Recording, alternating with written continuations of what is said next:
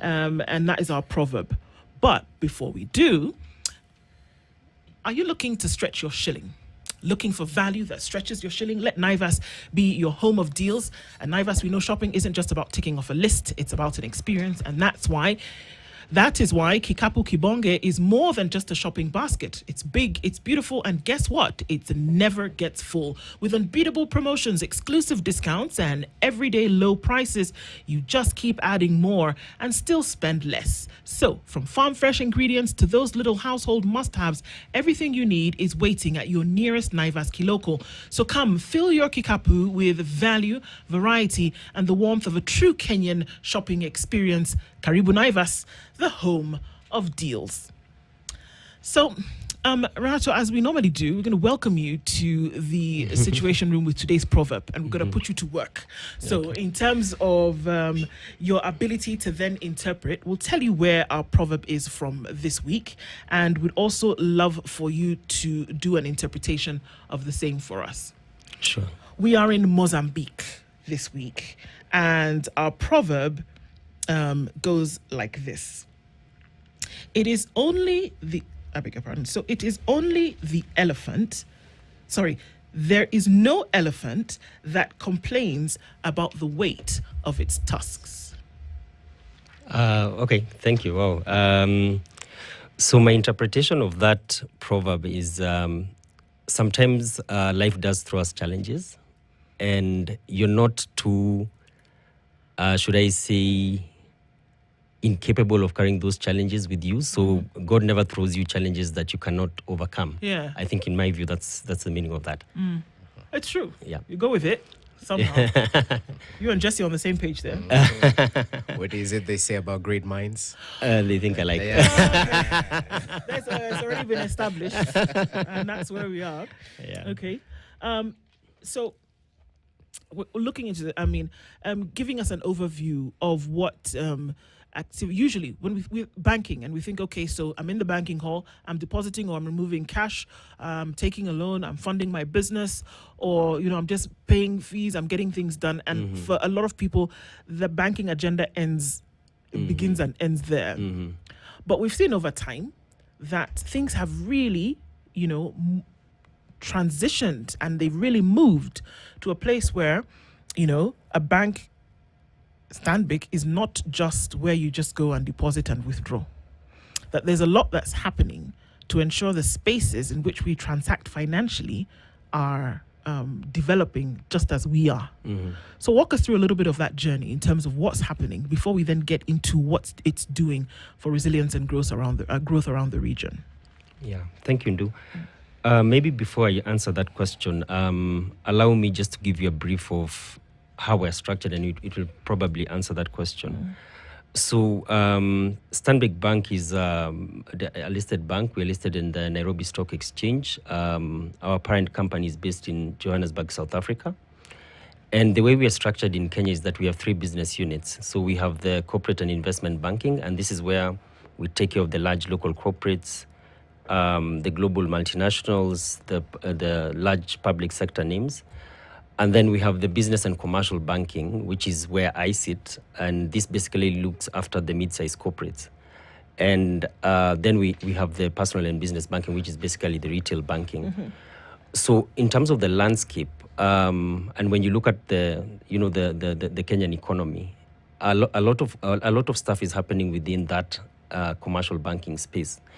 And as a bank, we've made a deliberate strategy to focus on that agenda. In fact, at group level, the East Africa Growth Agenda is firmly part of the group strategy. So when you look at this region, we're talking about an economy of 56 million people. And when you look broader across the region, Kenya, Uganda, combined population of about 170 million people.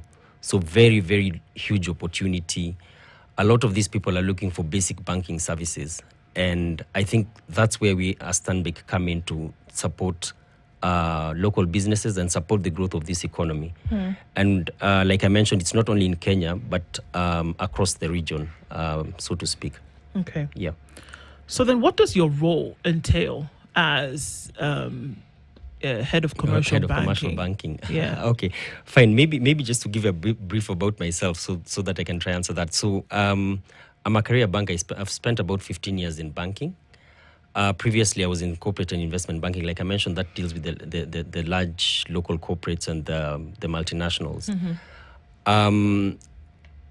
However, transitioned into commercial banking, and commercial banking is basically the mid-sized corporate. Like I mentioned, it's mid-sized corporates that run, that operate in this economy.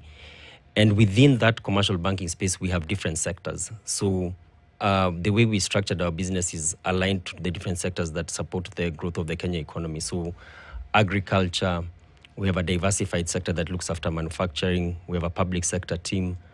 We have a technology and medium team. So I oversee that team, basically of relationship managers that interface between actors, the interface between the clients and the bank. So my role essentially is leading that team, understanding clients, businesses, providing solutions that essentially meet those clients' needs. Yeah. Okay. Now, when we look into how this then gets out into the region and how people then can come in, what does the commercial proposition entail in terms of what then you're able to do for people? Okay, that's a very good question.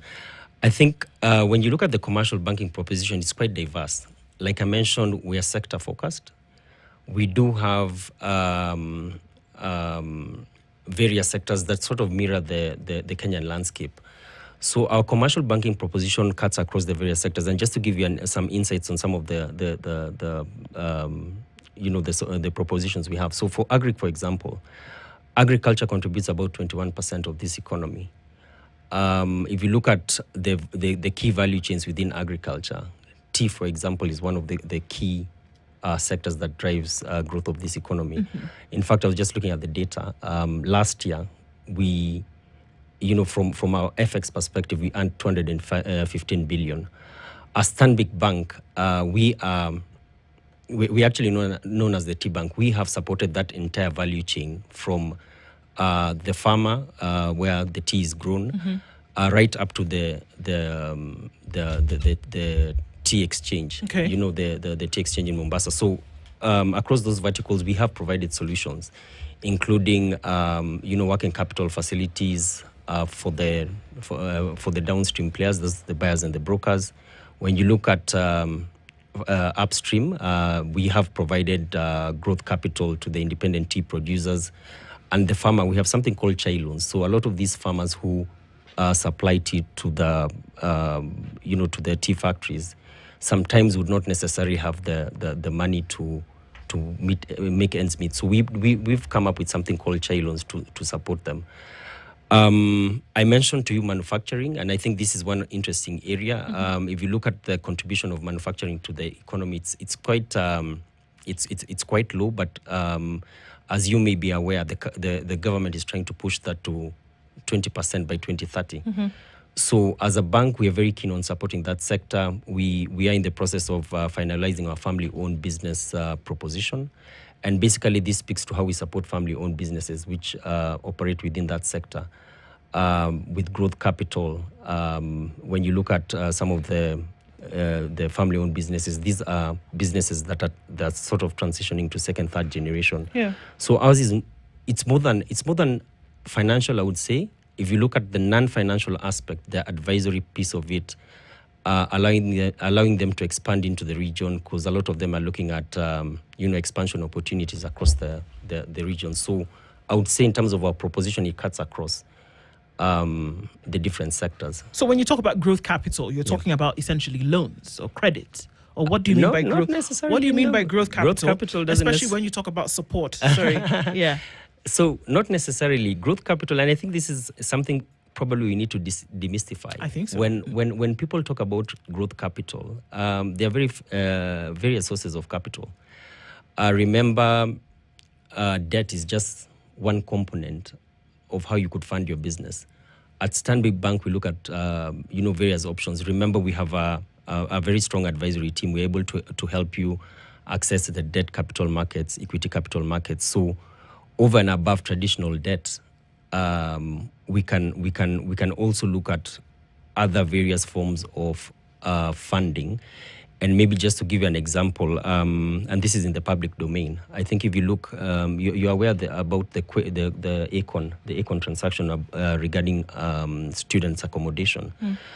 When that client approached the bank, we thought that there were more innovative ways of them accessing capital rather than, the traditional vanilla loans.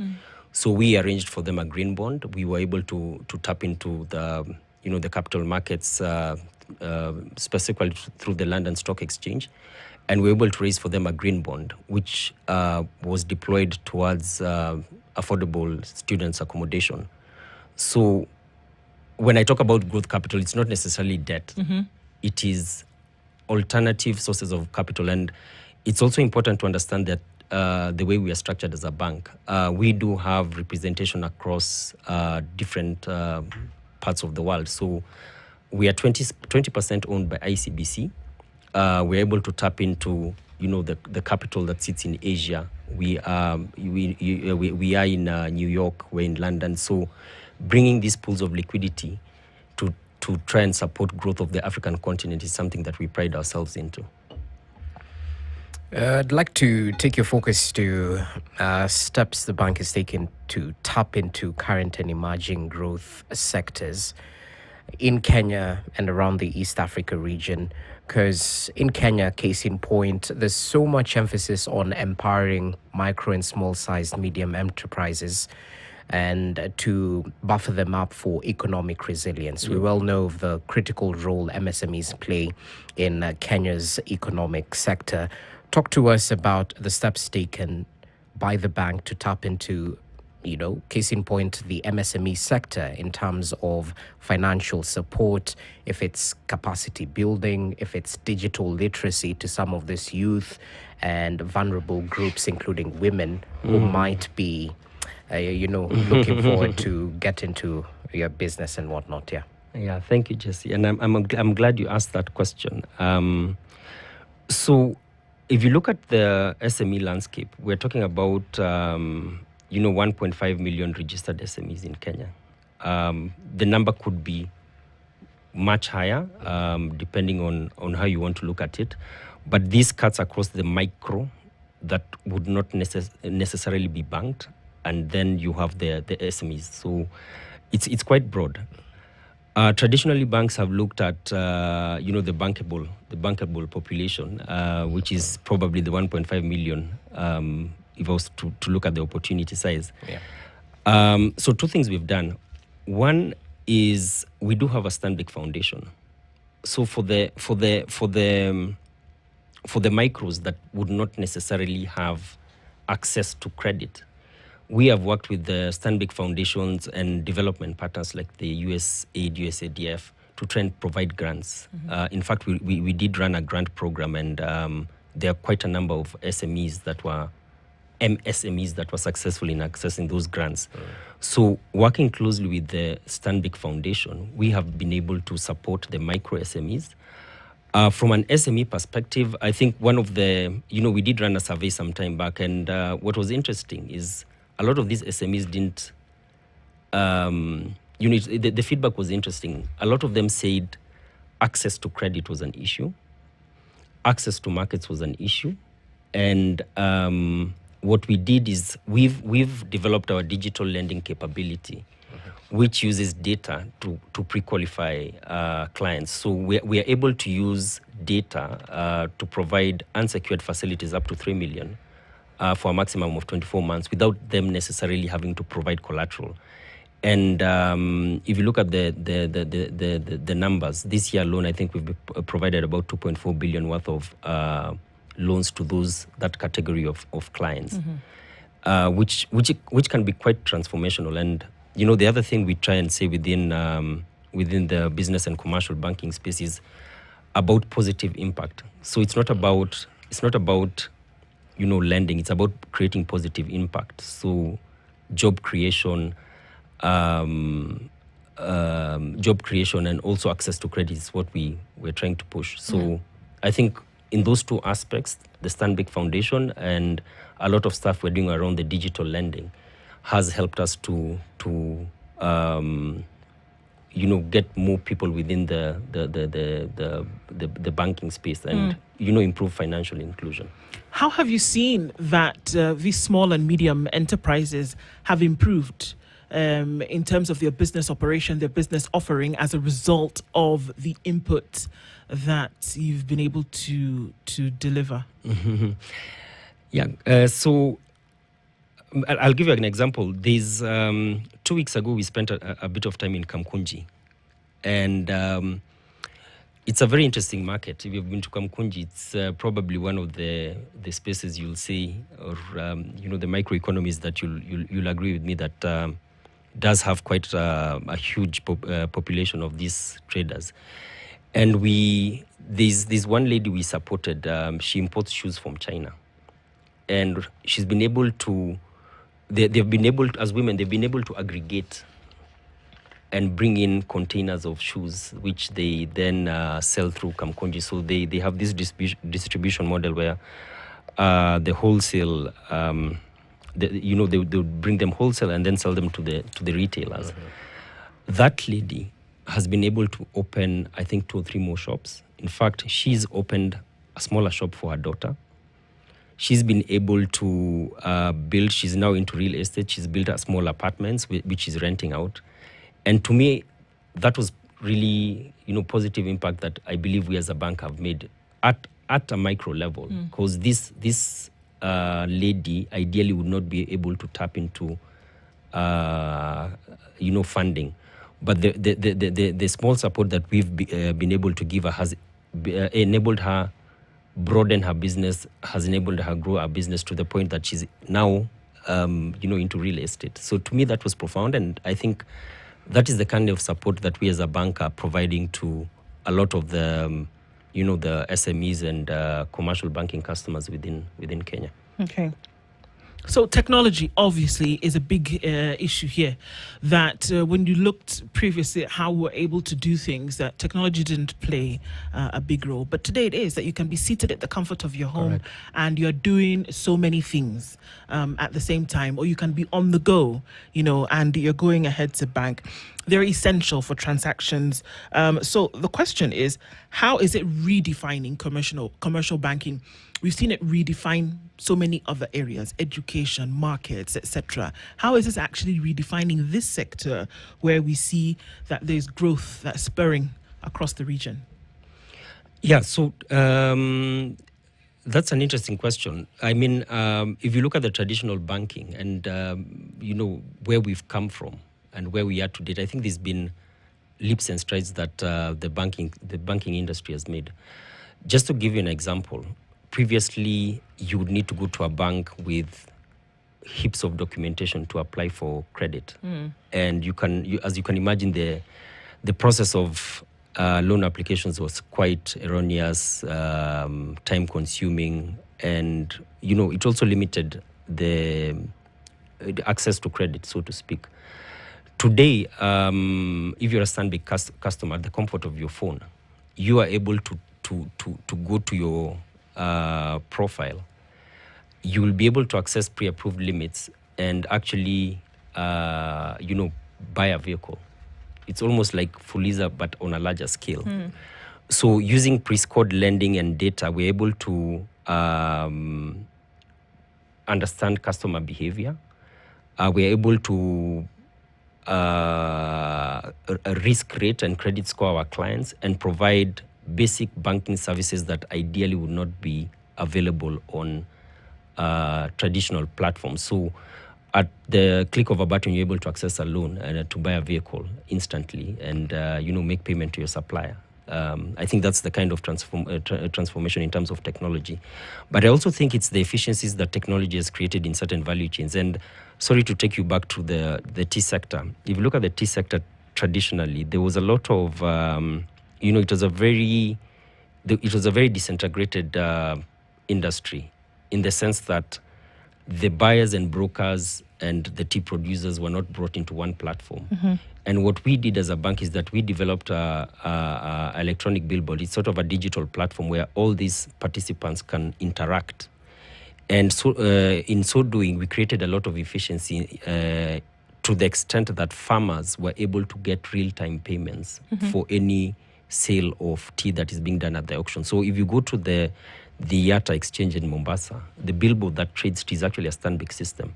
Okay. And that system, once the catalogs are uploaded and, the buyers buy the tea, payment is made through the digital platform, and it just basically settles the brokers, the buyers, and, ultimately the farmer gets their share.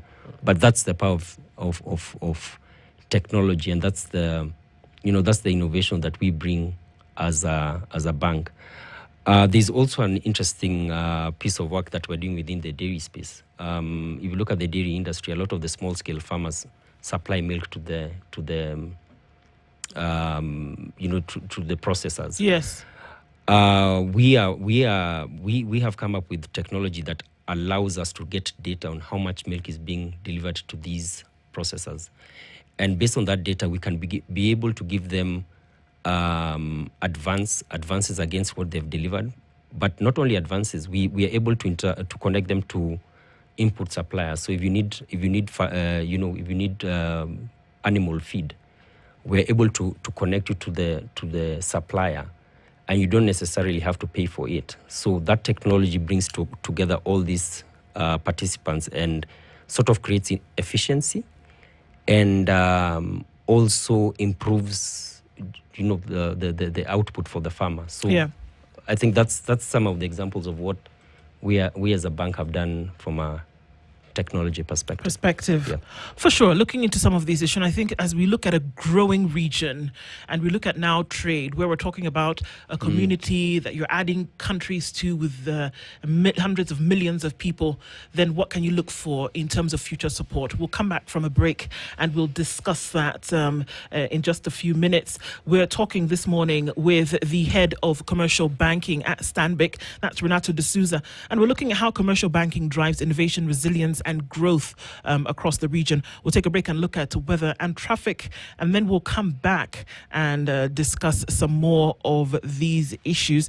It's now 8:30. We'll be back and we'll talk more after this. Looking at solutions that will then be able to assist them to sustain their business. Is there enough, along these lines, what you've talked about, growth capital, growth support, for the numbers of people that we're seeing entering into the market? Yeah, they say any good idea, capital will follow any good idea. I think, like I mentioned, the way we are positioned as a bank is we are able to access different sources of capital.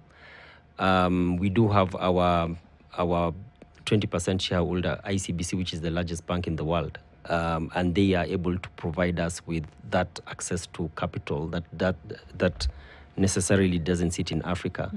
When you look at financial markets like New York or London, these are pools of capital that we as a bank are able to access, leveraging on our distribution network.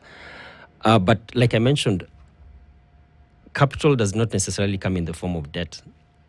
There are alternative sources of capital. So when you look at the debt capital markets or the equity capital markets, we have supported businesses to access the capital markets through the Nairobi Stock Exchange. I think if you go through the various literature that is out there, we've actually supported quite a number of companies to access this capital.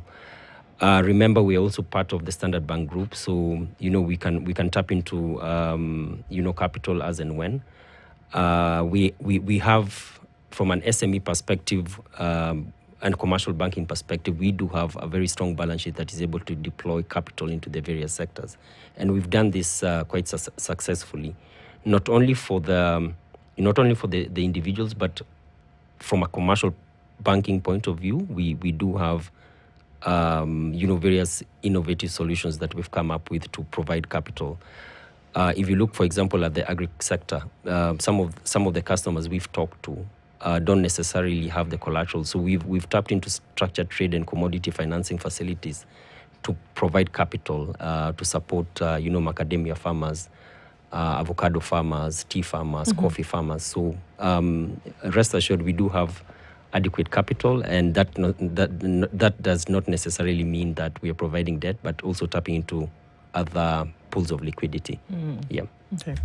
Okay, just to take you back to the embracing the digital advent and all that, are you in the process of incorporating AI into your day-to-day activities, perhaps in terms of customer relations at any point, at any structure? Because you have to strike a balance between those who value human-to-human interaction and those who are looking for the digital tech-savvy bank that can, serve their needs at the click of a button and whatnot. So talk to us about that. But equally, I'd like your take on the steps the bank is taking to facilitate regional trade and integration. Because in the digital world we live in, the world is a global village. We've heard of borderless banking. How real time is it in case I'm a customer at Stanbic Bank?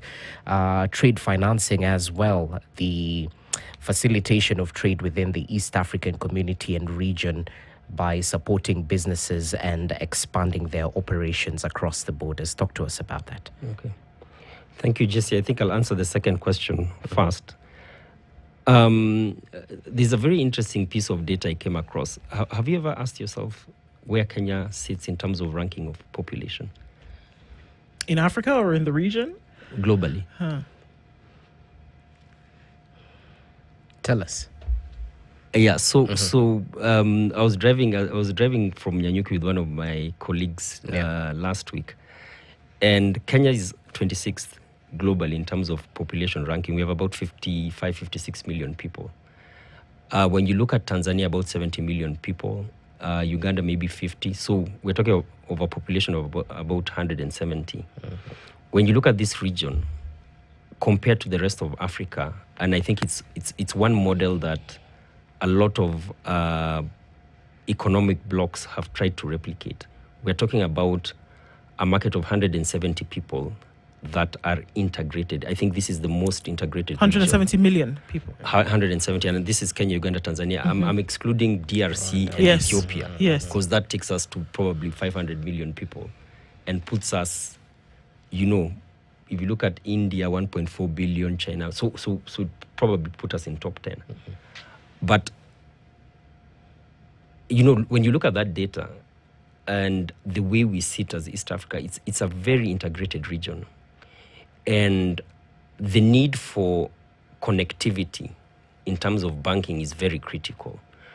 So if you look at the interregional trade between Kenya, Uganda, and Tanzania, we actually have a very huge trading block, and there's a lot of trade that happens between Kenya, Uganda, Tanzania.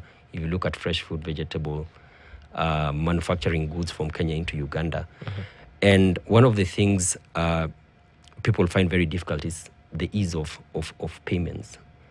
How do you make payment from one jurisdiction to another seamlessly, efficiently, to facilitate cross-border trade? And it's something that we as a bank have, we've really looked into that. We've come up with our borderless banking proposition where a trader in Uganda is able to make payment to a supplier in Kenya instantly without necessarily to transfer money. So, when you want to buy goods from Kenya, you just need to make payment into your supplier in Kenya at the comfort of your office, and that sort of facilitates cross-border trade. So I would say there's a lot of work that has been done. There's still more. There's the East African payment system that is being developed, and as a bank, we are firmly positioned to take advantage of that. They say by 2030, 1.5 trillion worth of payments will be transacted within these borders. So, developing that digital capability is critical for us, and through our borderless banking proposition, we're able to provide customers with that ease of transacting and moving payments across borders. To your first question around AI, definitely. There's a lot of AI being used now. We as a bank are also trying to take advantage of that.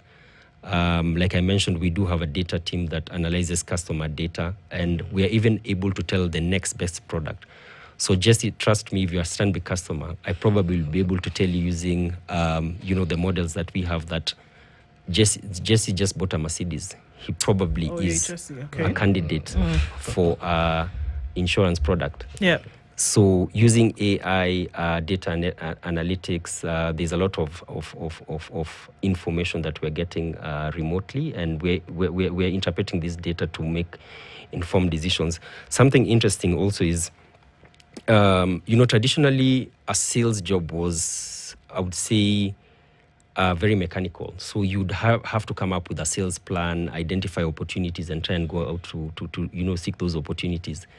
Today at the bank, we're using data and information to try and point relationship managers to where opportunities would be.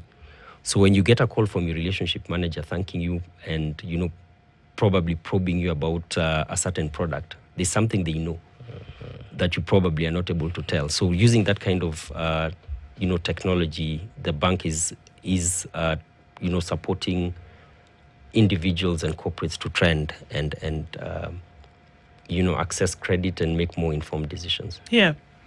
The management of money landscape is also changing in terms of what people are then able to do and where they put their money for the future. Yeah. Whether it is, sending your child to school in a different area, whether it's managing wealth later on.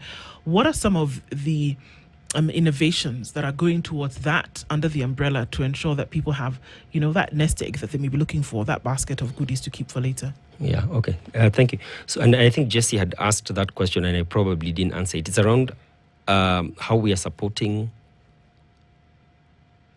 individuals make correct financial decisions, whether it's in the present or in the future. Yeah. So we run something called a Financial Fitness Academy.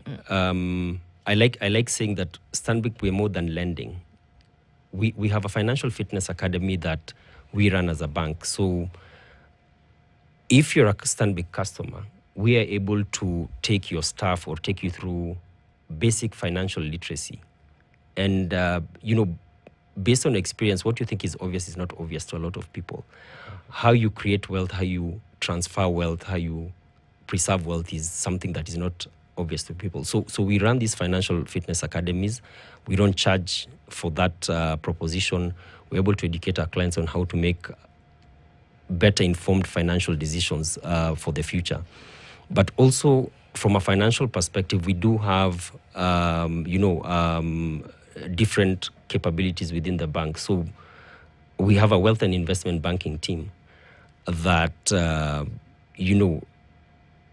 supports clients in making wealth decisions. So if you're an individual and you're looking to create wealth, and if you look at that wealth journey, there's wealth creation, there's wealth preservation, there's wealth transfer. So there's a lot of products that we have within those verticals to support clients, including our offshore capability.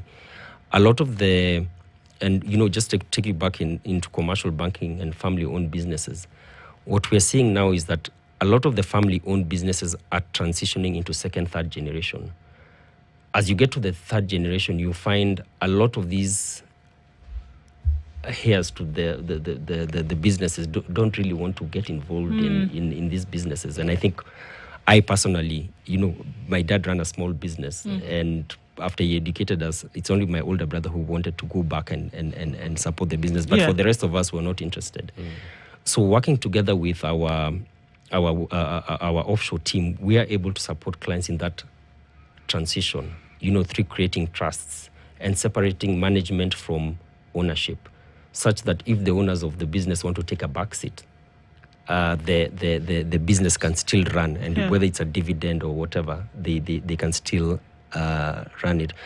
And that also speaks to the individual level. So, you've created, you've worked hard, you've earned money. What are the different sources of the different solutions with respect to investing? And we also have come up with a new business unit, our insurance and asset management, where we've come up with a team that supports customers in terms of wealth and asset management. So we do have a money market fund, both in local currency and foreign currency, that you could invest in. So if you look at both the individual and the corporate, we do have various solutions that we support clients in terms of preserving wealth and securing it for the future generations. Yeah.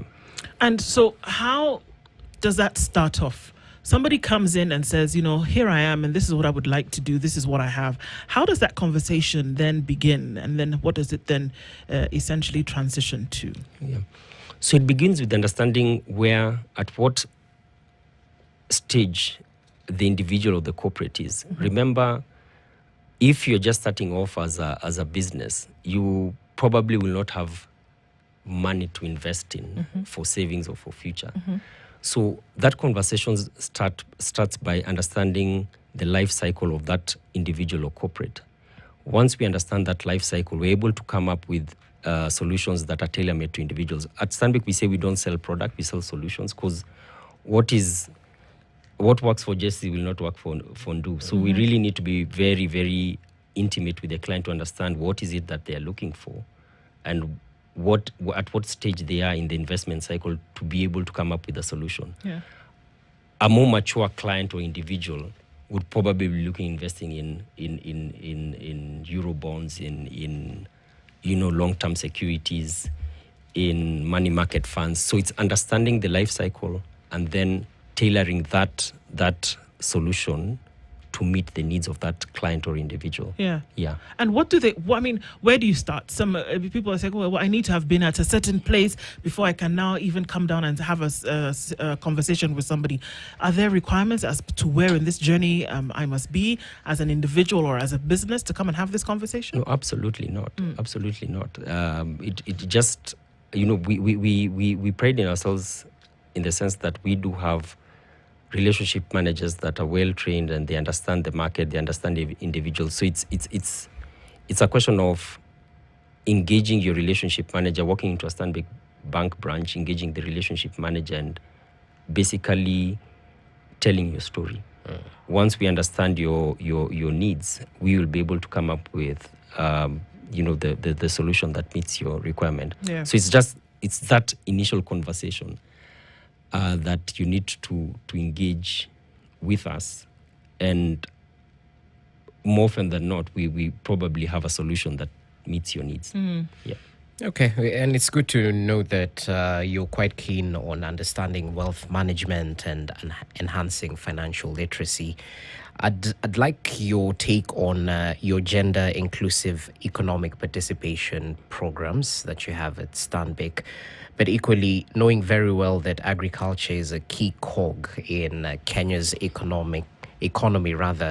What are some of the agribusiness commercial banking solutions that are available for potential customers and present customers? Yeah. Okay. From a financial inclusion perspective? Yes. Yeah. So within the SME space, we have 6 personas that we support: the trader, the farmer, healthcare. One of the personas we support is the Dada, and Dada speaks to women. It stands for Dare to Aspire, Dare to Achieve. So it's a Dada proposition that we've come up with, and it specifically speaks to the women. It speaks to women-led businesses. We are very keen on supporting women-led businesses, both, again, financial and non-financial. We've also brought in development partners, credit agencies to de-risk and help us support the women-led business. One thing that is interesting, Jesse, the credit default rate for women is much less than men. I hear that. It's much less than men. And I was having a chat with one of the chairman of chairman of one of these women-led circles. And one interesting data point that she gave me is that a lot of the women come and borrow on behalf of their sons, their husbands. Oh, is it? Yeah. It happens. So there's a lot of trust and there's a lot of willingness to pay, which is one key attribute we look when we want to lend in financing women. So through the Dada proposition, we have come up with a proposition that supports the women in business. Like I mentioned, we have also partnered with the ATIs, the AGFs of this world to try and support that women-led agenda, and with very positive results. It's interesting to see how much women-led businesses are contributing to the Kenyan economy. Yeah. I think for us, we are trying to elevate that. Recently, we did host a session for women in Safaricom.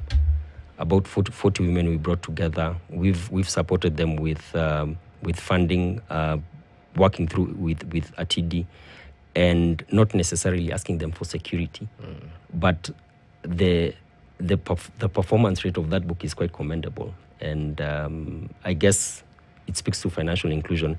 Remember, financial inclusion is not only from the customer side, but it's also internally. We do have a metrics of the ratio between the gender balance internally as a bank. We are supposed to be at 50-50 men to women, yeah, which is something that we are really working on. We are not there yet, but there's a lot of strides that has been made in that regard. Yeah. What's difficult about this landscape? So it's basic challenges that women face. I think traditionally African society has shunned women, and I know, I read your profile around your gender focus, and oh my goodness, probably we need to invite you to speak to our dada women at some point. But I think society has basically put women at the periphery of economic development, and you sort of get the feeling that society has sort of downplayed the role women hold in economic development. So women have reached this point where probably they feel they cannot be making meaningful impact. And I'm a father of 3 daughters. What I've seen is we need to empower women. We need to give them the tools and support. If I can, So I'm trying. If I connect the dots between what you're saying, just in answer to Jesse's question, where you said, what we've then been able to see is so much so that you've created a program, and then been able to see that this cadre of society has been able to start innovate and put the money behind businesses that are flourishing, right? So if you can see that would work, then it makes the case for saying, come on, guys, here, and looking at the country at large or the region and saying, here's a model that works. Yeah. So whereas you had put these people on the periphery before, this is a case for why they must be included. Correct. Why financial inclusion for these focus groups must be a thing that you do. Absolutely. Am I going in the right direction? You're absolutely right. And precisely what our data proposition advocates for. It's financial inclusion for women. It's for women. And remember, access to credit is one thing, but having that financial literacy is another thing. So when you look at the tenders, go to any public website. Look at what is out there in terms of tenders. And I must say there's a lot of strides that have been made in terms of getting that quota up for women and special interest groups. But a lot of these tenders and opportunities are sort of earmarked for general public and not women and people with disability. So what we are finding increasingly is that a lot of corporates are looking at this differently, and they've put a quota.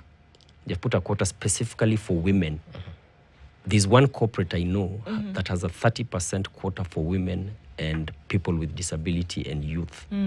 So what are banks doing in terms of creating solutions that help them tap into that 30%? Because fine, you have the 30%. Then you walk into a bank, the bank will tell you, go provide us with 3-year audited accounts. Yeah. So so our data proposition has sort of tried to make that more flexible for women. We are curating a proposition that supports women in terms of capturing that opportunity without necessarily, looking for or being thrown away and not being able to capture that opportunity. So a lot of work still needs to be done, I think, as a banking sector. Stanbic has made significant strides in terms of supporting women. through the data proposition. Right. Yeah. Are you saying that you're able to replicate this across the region? I mean, yes, Kenya specific, I guess, for a lot of things, but are you able to replicate these ideas around a region where it's hoping to come together? And I say hoping, come together in terms of how it operates? Yeah, most definitely. Remember, we are in 23 countries across Africa, largest bank by asset across the continent. So whatever works in one jurisdiction, we're able to quickly replicate. There's a lot of learnings we've got from different countries, and we've been able to replicate across the continent. I think that's the power we as Stanbic and Standard Bank overall bring, because we are, we see what's happening in certain markets when we're able to replicate that into other markets. All right. So what do you hope that would look like into the future steps being taken, and what would business then look like with the support of a financial institution? Where could we go? Yeah, like I mentioned, we are sitting on, I would say, the verge of greatness as a bank, as a country. Look at what's happening in East Africa, the infrastructure that is going into developing this country. 2 weeks ago, we had one of our colleagues who came from Group, and it's interesting that he mentioned that he sees growth everywhere. I think we as Kenyans sometimes beat ourselves too much. There's a lot of growth that is happening in front of our eyes, but we are missing the opportunity. This is a region with 170 million people. They will need to eat, they will need to transact, they will need to communicate. So virtually every sector, they will need to live. So virtually every sector and every sector is going to experience growth. If you look at the way we've structured our business, so we have the agribusiness team. This population will have to eat. So our agriculture proposition is well positioned to tap into that opportunity. If you look at the technology space, they say Kenya is the Silicon Savannah. We do have a technology and media team that, and I encourage you, just engage. I hope you have an account. We have a Tech Connect account that has no charge. I like that he's pointed at you. So for the digital content creators, there's a lot of FDI coming into this country. There's a huge opportunity in terms of supporting the technology and media space. Yeah. When you look at the real estate and, there's a deficit of 2 million housing per year. We are part of the Kenya Mortgage Refinance Company that is providing affordable loans to individuals to access affordable housing. Yeah. We're dealing not only the demand side, but also the supply side. Remember, the demand side, we're able to provide the mortgages at concessional rates. But on the demand side, there's a shortage. So we are partnering with government, we are partnering with private developers to ensure that that supply of housing is there. If you look at the infrastructure space, we do have a energy and infrastructure team within commercial banking. So a lot of what is happening in terms of infrastructure, in terms of wholesale and retail, with respect to petroleum product, a lot of this, to move the economy, you need petroleum product to move. We are providing structured trade facilities to a lot of the independent power producers to import black fuel to power these power plants. Yeah. So to answer your question, the opportunity is there. It's for us to miss it. Indeed. It's for us to miss it. Renato D'Souza is the head of commercial banking. Stanbic Bank Kenya has been our guest this hour. Thank you for those insights. Good to see a bank on the move, as the region is as well. Asante, it is 1 minute past 9. Okay, thank you very much. Thank you for hosting me.